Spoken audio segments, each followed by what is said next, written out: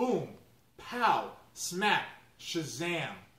All these words and more can be found within any comic book if you just flip through the first few pages and try and find what the spirit and message the comic book is trying to relay.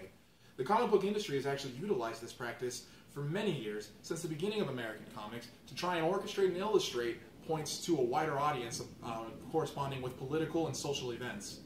My name is Chase Collins, and today I'd like to talk to you about such things and how the comic book industry has utilized events such as World War and 9/11 to go ahead and find relation with their audience, go ahead and try and get messages across to that audience, and how it was reflected in the Black Rights Movement, and how it's still being utilized to this day with gay marriage and other such things.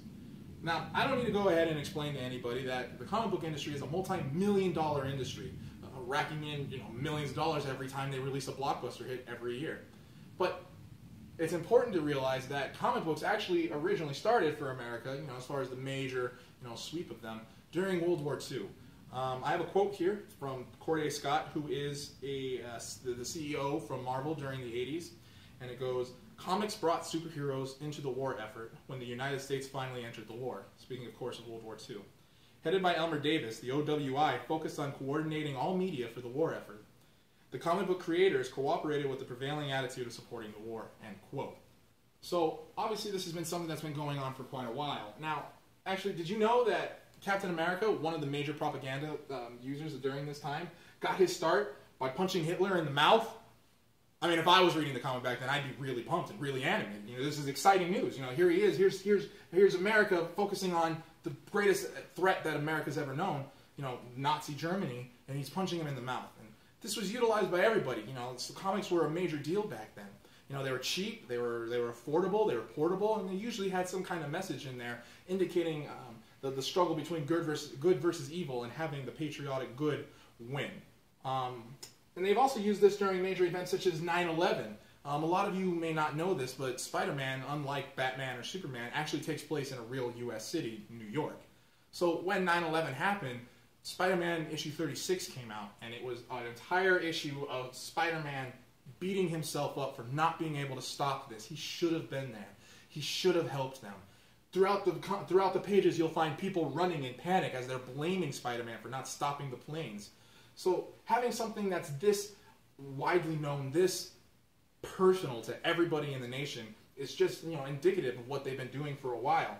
And one of the major times that they've done this was during the Black Rights or Human Rights movement of the 60s and 70s. During this time, you had an entire community of black people who were fighting things like segregation, racism, prejudice. Every day, every day you heard news about somebody getting lynched, somebody being murdered, somebody being shot.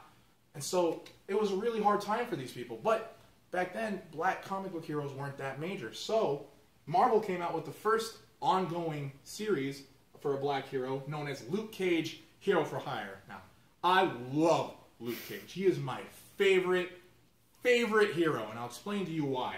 This man just beats up things, He's kind of a normal guy. He's not out there fighting giant world-eating people as strong as Superman, people who can shape reality. He sits on the block corner and makes sure nobody's selling drugs to kids in his neighborhood, and he's just there. He has super strength, he can fight for days, and most importantly, he's bulletproof. He has impenetrable skin.